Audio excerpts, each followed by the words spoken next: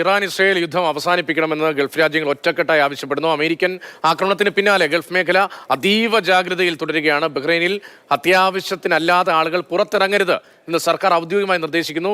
വിദ്യാഭ്യാസ സ്ഥാപനങ്ങളുടെ പ്രവർത്തനം ഓൺലൈനിലേക്ക് മാറ്റിയതായും സർക്കാർ വ്യക്തമാക്കുന്നു. സർക്കാർ ഓഫീസുകളിൽ 70% ജീവനക്കാർക്ക് വർക്ക് ഫ്രം ഹോം പ്രഖ്യാപിച്ചു കഴിഞ്ഞു. വിവരങ്ങളുമായി ദുബായിൽ നിന്ന് സുരേഷ് വെള്ളിമുറ്റമാണ് ചേരുന്നത്. സുരേഷ്, ഇപ്പോഴത്തെ സ്ഥിതി എങ്ങനെയാണ്? ആശങ്കാജനകമാണോ?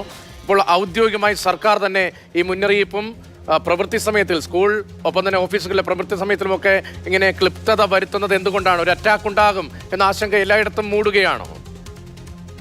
രതീഷ്, ഇത് ബഹ്റൈനാണ് ഗൾഫ് മേഖലയിൽ അമേരിക്കയെ സംബന്ധിച്ചിടത്തോളം ഏറ്റവും വലിയ നാവിക താവളമുള്ളത്. ഏറ്റവും വലിയ യുദ്ധക്കപ്പലുകൾ അമേരിക്കയുടേത് തമ്പടിച്ചിട്ടുള്ളതും ബഹ്റൈനിലാണ്. വിമാനവാഹിനി കപ്പലുകൾ വരെ അവിടെ ഉണ്ട്. അതുകൊണ്ടാണ് ബഹ്റൈൻ ഇത്ര ആശങ്കയിൽ കഴിയുന്നത്. കാരണം ഏതാണ്ട് 200 കിലോമീറ്റർ മാത്രം അകലെ കടൽ ദൂരത്തിലാണ് ഇറാൻ ഉള്ളത്. അതുകൊണ്ട് വലിയൊരു ആക്രമണം ഇറാൻ ലക്ഷ്യം വെക്കുകയാണെങ്കിൽ ഒരുപക്ഷെ ആദ്യം അത് ബഹ്റൈൻ താവളമായിരിക്കുമോ എന്നുള്ള ആശങ്കയുണ്ട്. അതുകൊണ്ട് ജനങ്ങളുടെ പൊതു സുരക്ഷ കണക്കിലെടുത്തുകൊണ്ടാണ് ഇത്തരത്തിൽ വിദ്യാലയങ്ങൾ ഓൺലൈനിലേക്ക് മാറുക. 70% സർക്കാർ ഓഫീസുകളിലെ ജീവനക്കാർ വീടുകളിൽ നിന്ന് ജോലി ചെയ്യുക. പൊതുജനങ്ങൾ അനാവശ്യമായി പുറത്തിറങ്ങാതിരിക്കുക. വാഹനം ഓടിച്ചു പോകുന്നുണ്ടെങ്കിൽ വലിയ റോഡുകളിലൂടെ, മെയിൻ റോഡുകളിലൂടെ മാത്രം പോകുക തുടങ്ങിയിട്ടുള്ള നിർദ്ദേശങ്ങളാണ് ബഹ്റൈൻ ഇപ്പോൾ നൽകിയിട്ടുള്ളത്. ഇതിന് സമാനമായിട്ടുള്ള നിർദ്ദേശങ്ങളെ കുറിച്ച് മറ്റ് ഗൾഫ് രാജ്യങ്ങളും ആലോചിക്കുന്നുണ്ട്.